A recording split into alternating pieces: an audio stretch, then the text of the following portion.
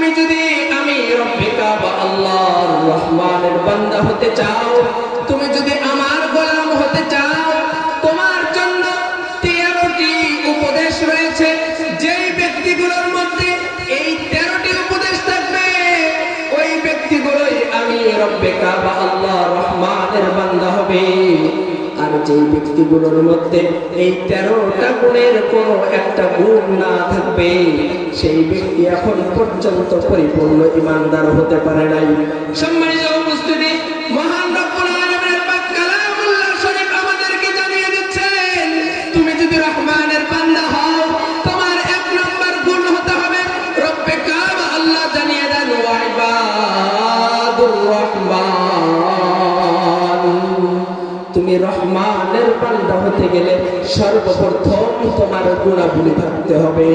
ওই আল্লাহকে এক বাক্যে মনে প্রাণে মেনে নিতে হবে। বিশ্বের মধ্যে মুসলমানরা মার খায় কেন? তাম বিশ্বের মধ্যে মুসলমানরা নির্যাতিত কেন? তাম বিশ্বের মধ্যে আজকে আমার মুসলিম নারীদের প্রতি নির্যাতন জুলুম করা হয় কেন? তার একটি মাত্রই কারণ, মুসলমান জাতি যখন থেকে এই কুরআন আল কারীমটাকে ছেড়ে দিয়েছে, যখন থেকে মুসলমান জাতি কুরআনের কথাগুলো শোনা বন্ধ করেছে, মুসলমান জাতি যখন কুরআনটাকে পড়াটাকে বাতিল করেছে, ও মুসলমান, সেই দিন থেকেই মুসলমান জাতি মুসলিমরা তাম বিশ্বের ইহুদি খ্রিস্টানদের হাতে মার খাওয়া শুরু করেছে। বলেন ঠিক কিনা? সম্মানিত উপস্থিতি, আজকে যদি মুসলমান জাতি আবার কোরআনের কথাগুলো শুনে, কোরআনের তাফসীর গুলোতে মুসলমান জাতি আবার যদি বসে, মুসলমান জাতি কোরআনটাকে আবার যদি মনে প্রাণে নিয়ে বসে থাকে, মুসলমান জাতি তাম বিশ্বে আবার জয়লাভ করবে। বলেন ঠিক কিনা? সম্মানিত উপস্থিতি, আজকের এই মঞ্চ থেকে একটা কথাই আপনাদের জন্য উদারত আহ্বান জানিয়ে বলতে চাই, হ্যাঁ মুসলিম, তোমার শরীরে যদি খালিদ বিন ওয়ালিদের রক্ত থাকে, তোমার শরীরে যদি মুসলমানের রক্ত বহমান থাকে, তোমাকে কোরআনের এই মঞ্চগুলোতে আসতে হবে, কোরআনের কথাগুলোকে শুনতে হবে, কোরআনটাকে মনে প্রাণে মানতে হবে। তবেই তুমি মুসলমানের পূর্ণাঙ্গ উত্তরসূরি হয়ে ইসলামের কালিমার পতাকাটাকে আবার বিশ্বব্যাপী উত্তীর্ণ করতে পারবে। বলেন ঠিক কিনা? সম্মানিত উপস্থিতি, আমি মহান রব্বুল আলামিনের পাক কালামুল্লাহ শরীফ থেকে যেই আয়াতে কারিমা পাঠ করেছি, মহান রব্বুল আলামিনের পাক কালামুল্লাহ শরীফের সূরাতুল ফুরকানের 63 নম্বর আয়াতে কারিমা এবং রব্বুল আলামিনের পাক কালামুল্লাহ শরীফের সূরাতুন নামলের 90 নম্বর আয়াতে কারিমার অংশ বিশেষ।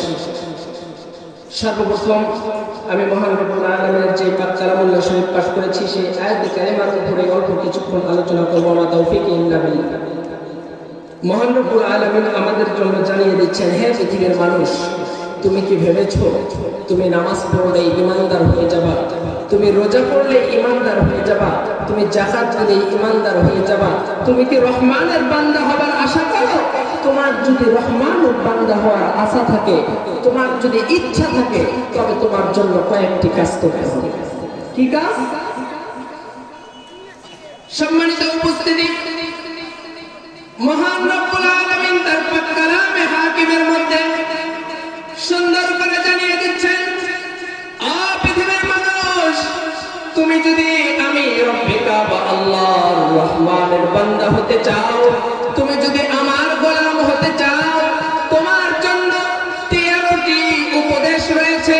যেই ব্যক্তিগুলোর মধ্যে এই 13টি উপদেশ থাকবে, ওই ব্যক্তিগুলোই আমি রব্বে কাবা আল্লাহর রহমানের বান্দা হবে। আর যেই ব্যক্তিগুলোর মধ্যে এই 13টা গুণের কোনো একটা গুণ না থাকবে, সেই ব্যক্তি এখন পর্যন্ত পরিপূর্ণ ঈমানদার হতে পারে নাই। সম্মানিত উপস্থিতি, মহান রব্বুল আলামিনের পাক কালামুল্লাহ শরীফ আমাদেরকে জানিয়ে দিচ্ছেন, তুমি যদি রহমানের বান্দা হও, তোমার 1 নম্বর গুণ হতে হবে রব্বে কাবা। আল্লাহ জানিয়ে দেন ওয়া ইবাদুর রহমান। তুমি রহমানের বান্দা হতে গেলে সর্বপ্রথম তোমার গুণাবলী থাকতে হবে। ওই আল্লাহকে এক বাক্যে মনে প্রাণে মেনে নিতে হবে। আসলে কি আমরা মনে প্রাণে মেনে নিতে পেরেছি? আমরা এখন পর্যন্ত মনে প্রাণে মেনে নিতে পারিনি। কিভাবে? যেখানে মহান রব্বুল আলামিন বলছেন লা তুশরিক বিল্লাহ, তোমরা আল্লাহ রব্বুল আলামিনের সঙ্গে কাউকে শরীক করো না, ইন্নাশ শিরকা লাযুলমুন আযীম, শিরক হচ্ছে সবচাইতে বড় জুলুম।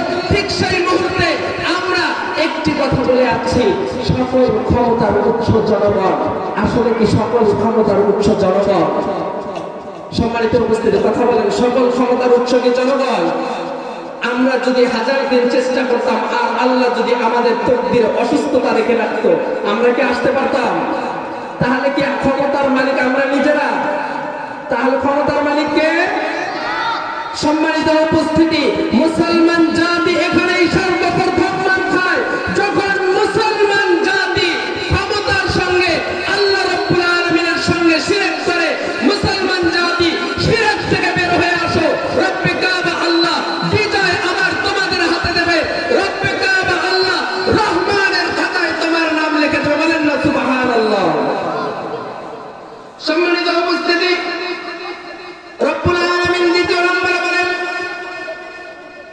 ইয়ামশুনা আলাল আরদি হাওনা ওয়া ইযা খাতাবাহুমুল জাহিলুনা ক্বালু সালামা। আল্লাহ রাব্বুল আলামিন বলেন রহমানের বান্দার দ্বিতীয় নম্বর গুণ হচ্ছে ইয়ামশুনা আলাল আরদ। যখন ওই রহমানের বান্দা যারা হবে তাদের দ্বিতীয় নাম্বার গুণ হচ্ছে তারা যখন জমিনের মধ্যে চলাফেরা করবে তারা কখনোই দাম্ভিকতা দেখাবে না, তারা কখনোই অহংকার করবে না। তৃতীয় নাম্বার গুণ হচ্ছে রহমানের বান্দাগুলো খাতাবাহুমুল জাহিলুনা ক্বালু সালামা। যখন কোন মূর্খ অজ্ঞদের সঙ্গে কথা বলবে তখন তারা তাদেরকে ক্বালু সালামা, সালাম শান্তির দোয়া করে ওই স্থান থেকে পরিত্যাগ করবে।